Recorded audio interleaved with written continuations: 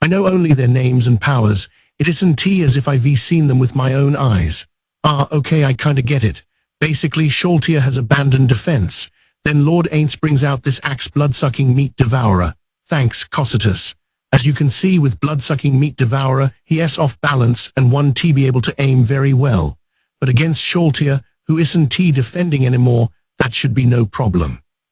The fact that everything that has happened is according to Lord Aints' plan is well, I said it before, but I am impressed. He must be able to read everything with the omniscience of a god. It is only natural for him to have such powers of discernment, considering he was the leader of the supreme beings. Honestly, I feel like he would be able to run Nazarick just fine without us. It is a bit humiliating.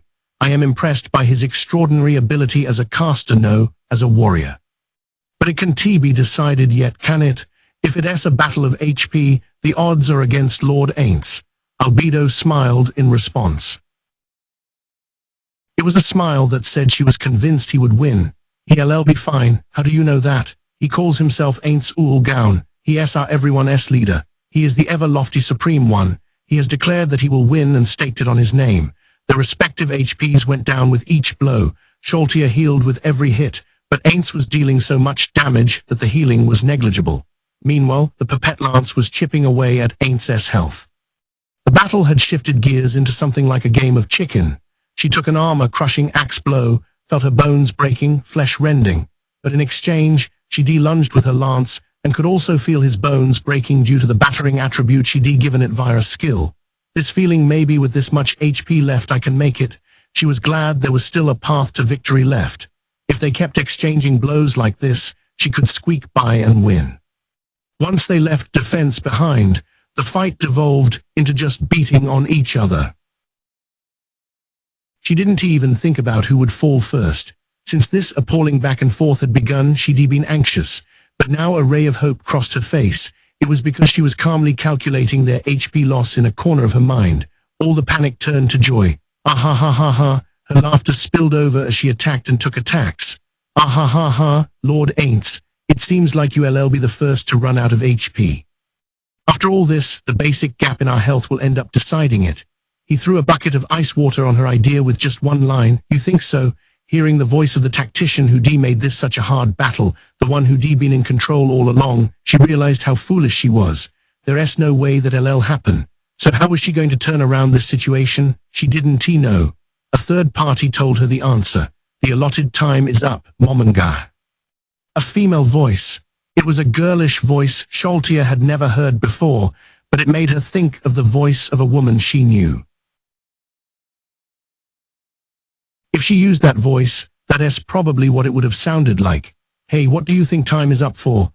Unsure what the question meant, she let her face look honestly puzzled as they repeatedly struck each other. If everything so far has gone according to my plan, then this passage of time is part of that, right? So what significance does the time the watch just alerted me to have for us?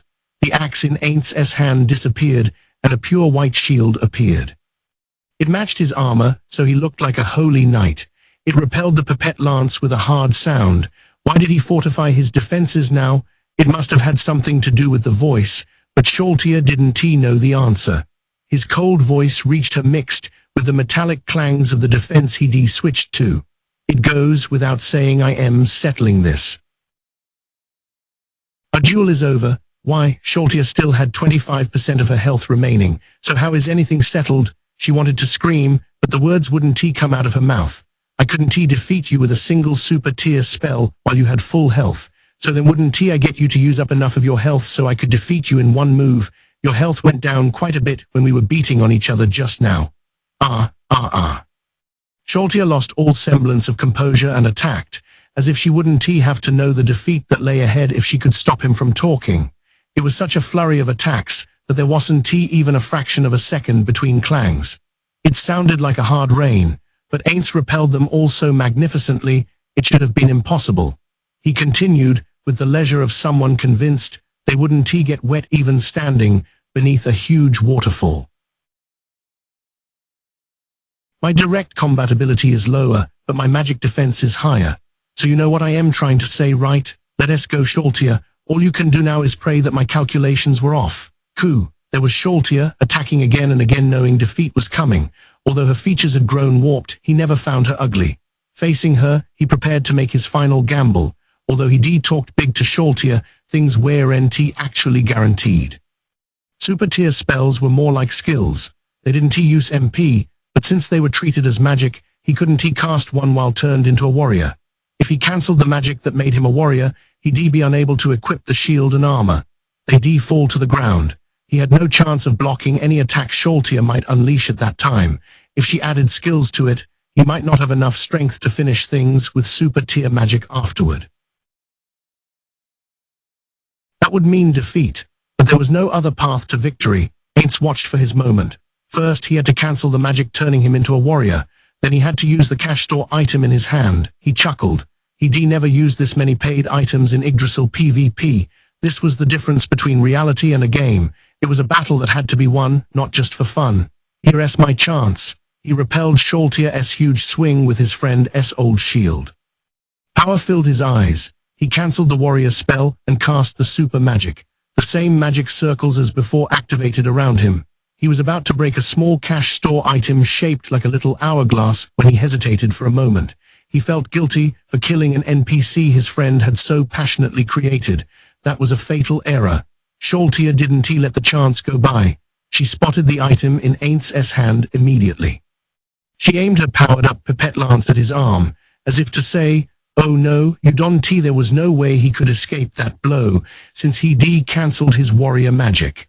Chills went up her spine as she was about to crush the item with her pipette lance. She sensed hostility. She couldn't say when it had appeared, but next to Sholtia was an unmistakably hostile presence. She definitely couldn't ignore it. In a panic, she took her eyes off Ainz and turned her head to see who was there. And there was no one. There was the 250-yard diameter desert Ainz had created with his magic. Inside were no one but Ainz and Sholtia. Even the hostility she had sensed a moment ago was gone. It was like she had a waking dream. She yelped, coming back to herself, but it was too late. The broken hourglass made the casting time 0, fallen down. At the sound of his voice, a flash midway between the two, who were not very far apart, enveloped everything. In the scorching heat, Sholtia knew her flesh was breaking down. Her right hand carbonized and crumbled. The pipette lance slowly fell through the glaring white world to where the ground might have been. Her face, pummeled by heat, dried up, and all she could see anymore was white. Her throat was bone dry. It wasn't clear if it was burned up or not, but making any noise was difficult. Even so, she felt there was something she had to say. So the fading Sholtia bloodfallen mustered the rest of her life force to string together some words. Long live Lord Ainz Ulgaun, Supreme Being, and Nazarik's strongest. She paid her sincere respect to the leader of the 41 Supreme Beings. Although she could no longer move, her heart felt extremely light, as if the heat waves had burned through her shackles. At the same time, as her consciousness faded, she saw someone who shouldn't have been there, the one who had created the situation that had decided the duel. Undead were basically immune to psychic effects. However, some effects were functionally identical but not treated as such. She had used such an effect. Sholtia just smiled faintly and said, "Pipsqueak." Then, as if satisfied, she completely disappeared into the white world. Aura cancelled the skill she had active, Sky Eye, and put her lustrously pink pouting lips back to normal. Then she looked discontented and jeered at someone who wasn't there. "Yahoo dummy, stupid idiot, getting mind-controlled even though you ray undead. What's the matter, sis?" Nothing. Meh followed Aura's line of sight. From where they were in the forest, no matter where they looked, all they could see was trees. But from the direction she was looking, he could at least guess she'd probably been observing the fight between their master and Sholtia. If she used her ranger skills, anything within a little over a mile was inside the range of her observation. That was why they'd been cooperating with the eyeball corpses to guard the area. So is it over? You ain't won by a landslide, I figured. Even the strongest guardian in Nazarik couldn't beat him. Meh pictured Ainz in his mind and thought, makes sense. The one who kept the 41 Supreme Beings together could never lose. Well then, sis. Are we going to go pick up the items Sholtia had equipped?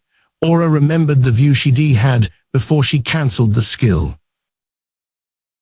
It looked like Lord Ainz took care of it. We withdraw as ordered. Okay. Realizing she was in a bad mood, Meh agreed without saying anything. Aura's best friend had been mind-controlled.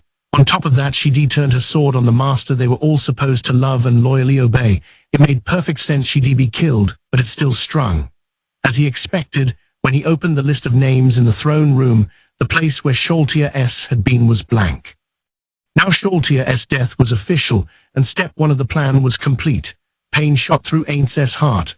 Although there had been no other way, seeing the list like this really made what he'd done sink in. Even some guilt welled up. He apologized to Sholtia in his head, swallowed his non-existent spit hard, and turned back to the guardians who were gathered there. Now I will perform Sholtia's resurrection. Albedo, keep an eye on her name. If she appears the same as before, under mind control Lord Aintz, I realize it's presumptuous, but in that event, please allow us to handle it. Cocytus and Aura quickly agreed with Demiurge, while Mare gave a passive affirmation. Albedo was the only one to watch silently. Demiurge Aintz's reply was cut off by very passionate words from Demiurge. As a supreme one, your word is sacred, Lord Aintz, and I am aware that we must protect you even if it means perishing ourselves. But as your servant, I've judged that allowing any more obvious dangers to approach you would be utterly inappropriate. Demiurge's eyes flicked from Aintz to Albedo. If Sholtia is still in revolt, we the Guardians will take care of it. We humbly ask that you withdraw. Aintz understood the Guardians' feelings and couldn't make his usual willful comments. Got it. Guardians, I leave it up to you. They all bowed their heads at once. At the sight, Aintz was assailed by a sense of shame. I am a pathetic master. He'd done so much to avoid it, but was now leaving open the possibility that the children would end up fighting one another, even though his own indiscretion caused this. Everything is my fault. He began to sigh, then swallowed it after noticing the tender, love-like expression on Albedo's face as she stood silently by him. Lord Aintz, we were happy just being graced by your presence. To whom would we devote ourselves if all the supreme beings were gone? Also, he felt lonely even if they were abandoned. No one was around, I see. It's lonely with no one around, isn't it? His eyes glided around the throne room. There were 41 flags. He looked at the crests on each one. Yeah, it really is. It's lonely in the treasury too. How stupid. Aintz's powerful emotions slipped out in quiet remarks. He gazed at the Guardians. Guardians, protect me, and begin operations. They all gave a spirited reply. He grabbed the staff of Aintz's gown from where it was floating next to him and pointed it at one corner of the throne room. In the corner was a mountain of gold coins, 500 million of them. They needed that much to resurrect Sholtia. Originally, he would have needed a keyboard, but he knew he could do it without one. The mountain of coins began to lose its shape and slowly changed from solid to liquid. The Guardians braced themselves, vigilant, as the melted gold flowed like a river. It began to gather in one spot. The 10,000 tons of gold coins shrank. It was as if they were being compressed and formed the shape of a person. Eventually, a golden person was made. The glimmer began to fade. Soon the golden sparkle was gone. What remained was waxy white skin and long silver hair. Without a doubt, it was Sholtia Bloodfallen. Albedo, Aintz raised his voice to call her. He didn't take his eyes off Sholtia. Please be at ease. It seems the mind control has been broken. Oh, he sighed with relief and felt his mind balance. Then he reached into space, took out a black mantle and walked over to where Sholtia was lying. Her eyes were closed, and her chest wasn't moving. Out cold on the floor, she looked exactly like a corpse. But undead were living corpses, after all, so there was nothing strange about that.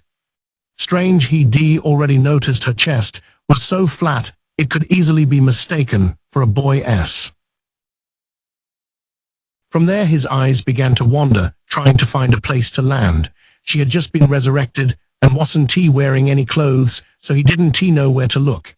He was so flustered he didn't even think to look somewhere else. His vision had improved greatly since his human days, and he could see every little detail perfectly. She was lying there, her legs slightly parted. Aintz quickly threw the mantle over her. It spread out in the air and covered her whole body as intended. He thought, don't be thinking, what a shame. I am undead. I don't have any sex drive, almost none anyhow. He was just looking because he was a little curious about the parts beneath her clothes. In Yggdrasil, clothes never came off like this, right? That's why he looked. It wasn't like he wanted to see if she had pubes or not. He didn't know who he was making excuses to, but his mind was a flurry of activity as he approached her. The reason his steps were a little slow was probably to let his head cool off on the way. He purposely ignored the woman behind him who said, "If you're interested, please let me know. I am available anytime." Sholtia's crimson eyes opened just as he stood before her, as if she deregistered his presence. She looked around like a groggy human might. Then she stopped her gaze on Aints. Lord Aints. Her tone was absent-minded, like she was still sleepy, but it contained a distinct sense of loyalty. Despite the guarantee from Albedo and Nazarik's internal administration system, it was a relief to feel it for himself. Joyful, he dropped to his knees and wrapped his arms around her to help her sit up. "You are." Her body was impossibly delicate, considering her physical abilities. Ignoring her funny-sounding, incredulous gasp, he hugged her tighter. "I am so glad. No, I am sorry. This was all my fault." "Huh? No, I don't know what happened, but you didn't do anything wrong, Lord Aints." Sholtia's cold hand reached around to embrace him back. That it was groping him creeped him out a bit, but she had just died after all. Maybe she was testing her sense of touch. Aints let her do as she pleased. "Ah, so my first time with Lord Aints will be here," she was saying, but he ignored her. Albedo raised objections in a flat tone. "Lord Aints, Sholtia might be tired. Perhaps that's enough for now." Right. It was possible there were penalties for NPC resurrection. These penalties were similar to those for players. This was their first resurrection since coming to this world, so he wasn't sure. We'll talk in detail later, but there are a couple of things I'd like you to tell me right away. When Aints let her go, Sholtia seemed disappointed. She glared daggers at Albedo. In response, Albedo smiled her usual gentle smile. It seemed like they might stare each other down forever, but it ended when Sholtia looked away. "Yes, as you wish. By the way, Lord Aints, why am I in the throne room?" "And judging from my state and your reaction, it seems I've caused you some trouble. That's actually what I wanted to ask you, so you don't remember what happened." "And no, sorry, Sholtia, but can you tell me the last thing you remember?" Her memory cut off partway through the events of 5 days ago. Everything since then had been lost. Aints could, like he did in Khan, use the Tier 10 spell Control Amnesia to erase and manipulate memories. But even just manipulating memories over a short time period used a huge amount of MP. For 5 days of memories, it would cost a fortune of MP, more than most casters even had, and be impossible even for Aints, who boasted a speedy recovery rate. Of course, it was possible that NPCs were just programmed to have a few days of missing memories when they were resurrected. Or he didn't know if it was doable or not, but it could have been that multiple casters worked together to erase them. Right now, they had too little information to solve the mystery. The only thing he knew for sure was that the identity of the one who used the world item on Sholtia remained unknown. Not knowing who did it is tricky. There's a very good chance they were just waiting for the right time to sneak up on us. Although, I guess we should be glad that that's the worst case. Well, we'll take plenty of revenge on the guy who did this. Aints forcibly calmed the anger that even his undead mind couldn't suppress. He asked Sholtia gently, "Does anything else feel abnormal? If it was the same as Yggdrasil, she should be fine." NPCs didn't lose levels. Still, he didn't know if it worked the same way in this world. It could even be possible that she had lost levels like player characters did. Sholtia patted herself down all over and answered, "There doesn't seem to be anything wrong." "Okay." Right after he answered, he saw Sholtia's face turn to shock. He was assailed by the worry that something was wrong. "Lord Aints, what happened? My chest is gone." At her reply, all the Guardians grimaced as if to say, "Geez, we were actually worried." Even Demiurge had curled his lips into a horrible expression. You wouldn't be able to say that if you knew what's been going on. Albedo represented everyone with her accusation. Sholtia's shoulders jumped. Aints felt so drained, he nearly wanted to rest both hands on the floor. He thought about resurrection while absent-mindedly watching the Guardians go at one another. One thing he thought in particular was how great it would be if Clementine, Karjit, and the other people who died in that graveyard had damaged memories when they resurrected. But that was probably too optimistic. The cause of Sholtia's memory loss was unclear. If those people came back to life via resurrection magic, there was no guarantee that the effects would be the same as bringing back an NPC using gold coins. While Aints was thinking all this, Albedo had nearly driven Sholtia to tears with her one-sided accusations. Looking at them, Aints was sure there was admiration in their eyes. Bubbling Teapot was reproaching her little brother Peroncino, and all the guildmates were watching them, laughing. He felt he could see them in the NPCs. Aints reached a hand gently into space and stopped, as if there were a pane of glass there. What he felt was loneliness. The warm place the Guardians were felt somewhere different, projected on a screen. If he entered that place, they would no doubt demonstrate their loyalty. But that was cowering from fear. It didn't give him the same warmth as being with his old friends. That was too bad. When he let his hand drop weakly, Albedo must have sensed something. She suddenly turned around and looked at him quietly. Bathed in her gaze, the emotions of which he couldn't read, Aints nearly asked, "What?" The glimmers in his eyes grew bigger. Albedo kindly held out her hand. Aints hesitated, but took it. Then she pulled him into the circle of Guardians.